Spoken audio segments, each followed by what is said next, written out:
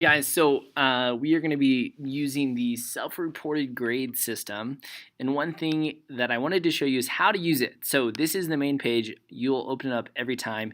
If you want to get rid of this, you definitely can, but it might be useful. And I'll show you how to move it and kind of change things around. So first thing I want to point out to you is when you're logging into Infinite Campus, your username is going to be your 2700 number. Your password might be different, but most passwords that we have here at CY Middle School are going to be your first initial, last initial, and then your birthday, which is going to include the last two digits of the year. Okay. If you do not know how to do this, definitely talk to the registrar, Mrs. Estes, or your teachers to get your password reset. Other things, Natrona County Infinite Campus is a national site, so you are going to need to use the specific NCSD campus, Infinite Campus URL link. And I included it in here, and it's easy to find. It's also on the CY Middle School website and other places as well. Included for easy access, the 7C Core website and the CY Middle School website. When we're looking at Infinite Campus, there can be a range of things that are a little confusing. So something to keep in mind is that often there is going to be a range of letters. Keep those in mind while you're looking at it. X stands for excused. Most often you're going to see M for missing, and it's going to be counted as a 0. Blank assignments are going to be assignments that are not yet graded or to be assigned. So something is keep in mind on the dates for blank assignments and when they're at. Finally, if you have questions about your grades, I highly suggest that you email your teachers. I've included easy links for the 7C Core down below. And I've included any elective teachers can be found at this website on the CY Middle School website. So here we go. When we're reporting our grades, we're going to be looking at them for a few reasons. I'm just going to go to social studies because that's my subject area. And you're going to get an open blank document like this. Now we're going to start today on looking at our grades. So what you're going to do is the first line is going to be your actual grade. So let's say I'm doing all right in social studies and I have an 85%. It's not going to show up much on the actual graph right now because it really doesn't do much. We don't really have enough data points. So when we get into this, you're going to see data points starting to show up a little further. So right now we have week 1. I have an 85. You can see it there. It's this social studies. We're going to put in the goal. What goal do you want to have for social studies? And for me, I want to have an A. And I know an A is anywhere between a 100% to a 90%. So I picked a reasonable goal.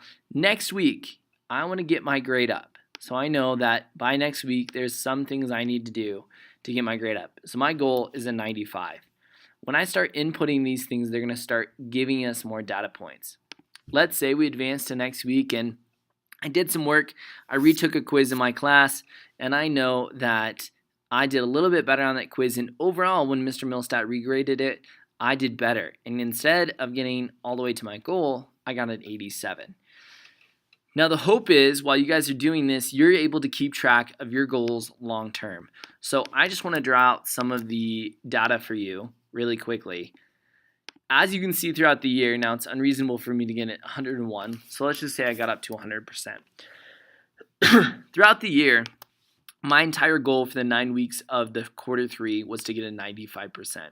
You can see that in week 1, I started at an 85%. Every single week, I increased my grade. Now, this is important to keep in mind that we're looking at the long term. Did you improve over the quarter? Did you not? Did you stay flat? If you decreased, if you went down in points, let's say you had an 85 to begin with, and you actually were decreasing by points. What might be the variation? Why would you go down? And that's the goal what you're to be looking at. You're going to go through each one of your classes, and you're going to set a grade for yourself and a goal for yourself.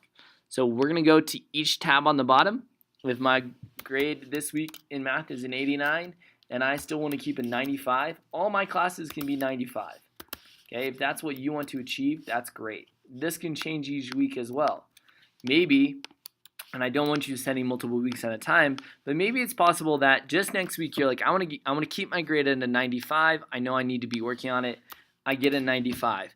Guess what? If you want to keep that grade for the following week, when we get to it on week 3, you can keep entering the 95 if that's what you're at. If you improve, that's where you're going to enter it at as well. So the point of this is that you guys should be reflective of your grades. You should be focused on each one of your classes. What are your grades and how are you doing in those classes? So right now you're seeing this blank document. It's all color coordinated, so make sure you're on the right one. And make sure that you're entering in the correct week. Mr. Milstat, or myself, sorry, will be actually correcting and making sure that you're on the right week every time we have this conversation. We'll make sure we're on the right week. Well, that's how you use our self-reported grades. Again, this how-to down here is everything, every link you might need to make yourself successful in school and to use our work. If you don't like this in front, you can very easily simply slide it all the way to the end.